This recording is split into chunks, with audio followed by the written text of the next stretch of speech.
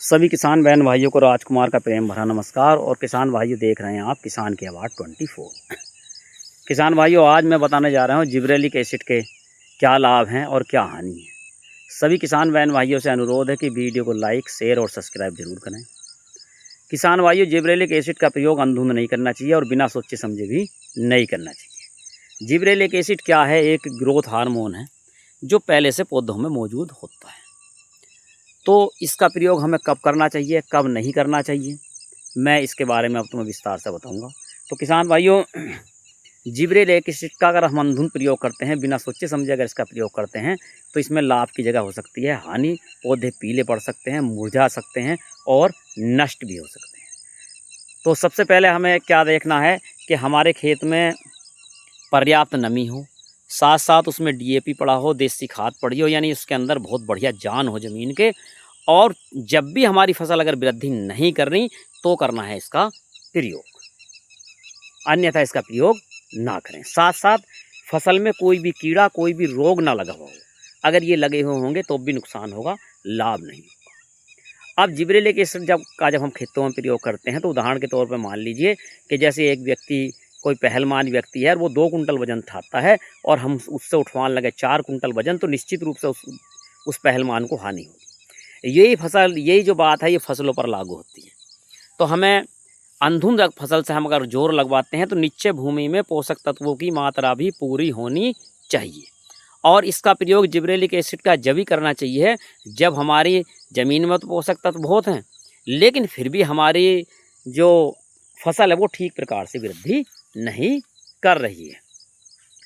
अब इसके डालने की अगर विधि की बात करें तो हमें क्या करना है कि 1 एकड़ के लिए लगभग 3 से 4 ग्राम हमें इसकी मात्रा लेनी है। और उसे हमें पहले देसी शराब लें या अंग्रेजी शराब का 1 क्वार्टर लें और उसमें उसे मिला लेना है। और उसी टंकियों के हिसाब से ऐसा मिलान करना है कि वो फिर बिल्कुल मिश्रण में ऐसा मिश्रण हो कि वो कतई फिर दिखाई ना दे, पानी जैसा बन जाए। और उसे फिर टंकियों के हिसाब से हम कर लें डिवाइडिंग, उसी हिसाब से उसे डाल लें और हम करें स्प्रे। लेकिन स्प्रे उसी अवस्था में करें जब फसलों में उठ नहीं रही हो, फसलों में कोई रोग ना हो और भूमि में हो पूरी जान, तो होगी वृद्धि, अन्यथा होगा नुकसान। तो कोई कभी भी इस तरह के रसायनों का अगर हम प्रयोग करते हैं तो हमें उस समय कृषि विशेषज्ञों की सलाह जरूर लेनी चाहिए। तो किसान भाइयों, कुछ फसलें ऐसी हैं जिसमें इसका प्रयोग नहीं करना चाहिए। जैसे हमने गेहूं की फसल में या धान की फसल में इसका हमने प्रयोग कर दिया तो उसकी बढ़ गई लंबाई, पता चला वो ज़मीन पे वो फसल गिर गई। और जब ज़मीन पे वो फसल गिरी तो क्या नुकसान हुआ कि हमारी फसल की जो ईल्ड थी वो ख़त्म हो गई।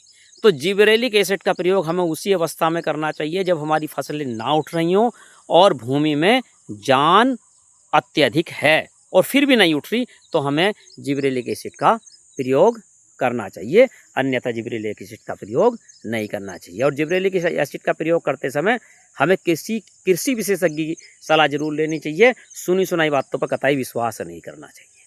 और पहले प्रयोग के आधार पर किसी खेत के एक छोटे से टुकड़े पे इसका प्रयोग करें और अनुभव कर लें कि इससे क्या लाभ हो, उसके बाद बड़े क्षेत्र में इसका प्रयोग करें। सभी किसान बहन भाइयों से अनुरोध है कि वीडियो को लाइक करें, शेयर करें और सब्सक्राइब करें।